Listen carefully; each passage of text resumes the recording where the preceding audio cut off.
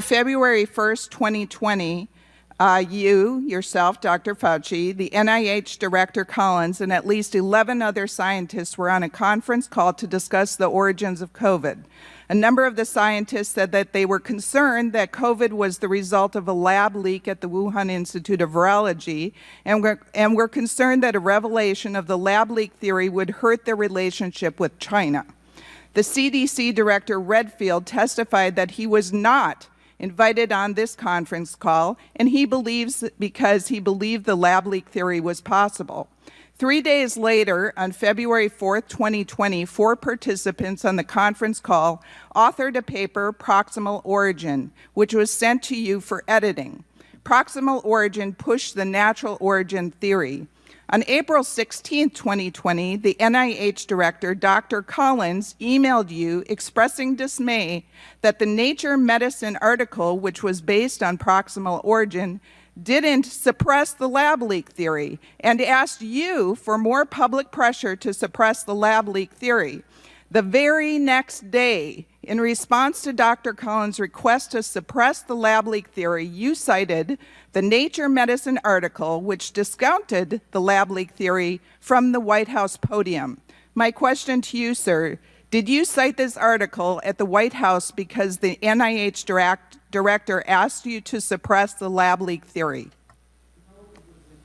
I did not do that in response to anybody's suggestion to suppress anything. It was in response to a question that someone asked at the podium. And I did not edit any paper as shown in my official testimony. So you said about 4 or 5 things, Congressman, that were just not true.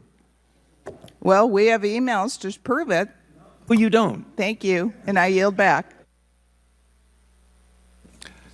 I now recognize Mr. Mfume from Maryland for 5 minutes of questions. Thank you very much, Mr. Chairman. And by the way, no, we don't have it. So I get tired of hearing we've got it, and then when we ask for it, it's not there. We do not have it, Dr. Fauci, and for everyone watching this. This was a time in history where you got to throw out the first pitch at the Washington Nationals baseball game, while Americans were forced to stay home and watch such events that they love from at home alone on their televisions. And what a hypocrisy this picture shows. Here you are without your mask, with empty seats everywhere. Remember the cardboard cutout fans? That was one of the most insulting things to Americans, having to watch the games from home, where you got to go and enjoy the game and sit right next to people not following the 6 feet of distancing, not wearing your mask, and everyone else was forced to stay home and stop enjoying life. And your science here, your science is displayed perfectly in this picture, where children in school were put in plastic bubbles because of your science, your repulsive, evil science. Oh, thank you. You're not allowed to speak. You're not allowed. Thank you. Thank you very much. Mr. Chairman, could you have her removed from Yes. the Thank you. Yes, Please have her removed. please. Excuse me, I ask the Capitol Police to escort.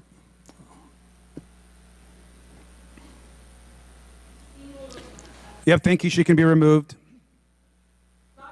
Yeah, you can be removed. Actually, you're not allowed to speak. Your time has Take your expired. Starbucks with you. Mr. Garcia, Mr. Raskin, you're out of line. Your times have expired. Even before this committee started, this same member that just went on this rant introduced the Fire Fauci Act and promoted it on a podcast, saying that COVID was a bioweapon.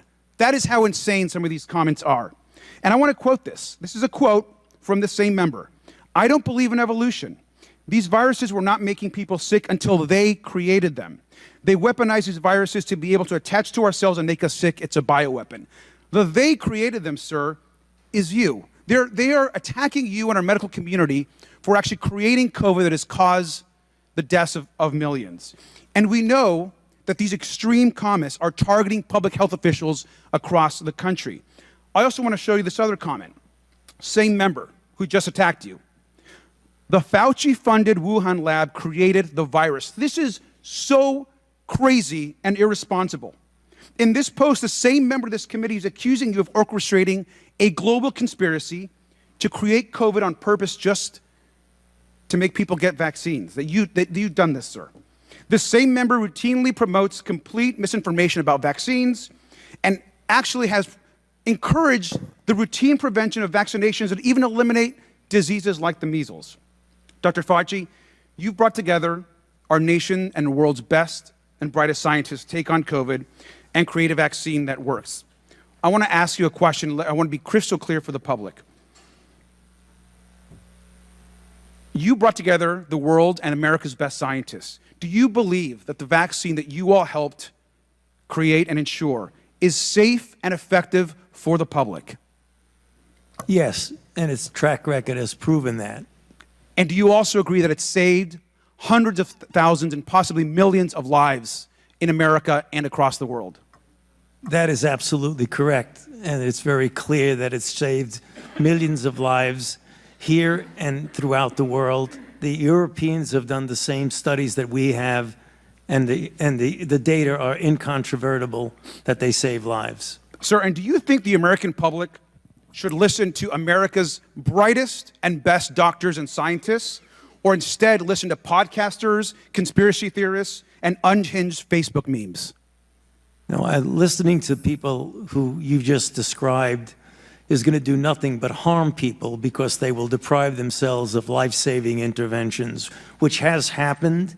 And you know, some have done studies. Peter Hotez has done an analysis of this and shows that in people who refuse to get vaccinated for any variety of reasons, probably responsible for an additional 200,000 to 300,000 deaths in this country. Thank you, sir, and your entire team for saving lives in this country, and I'm sorry you have to continue going on with these attacks. What I believe the CDC used for their reason to say 6 feet is that studies years ago showed that when you're dealing with droplets, which at the time that the CDC made that recommendation, it was felt that the transmission was primarily through droplet, not aerosol, which is incorrect because we know now aerosol does play a role.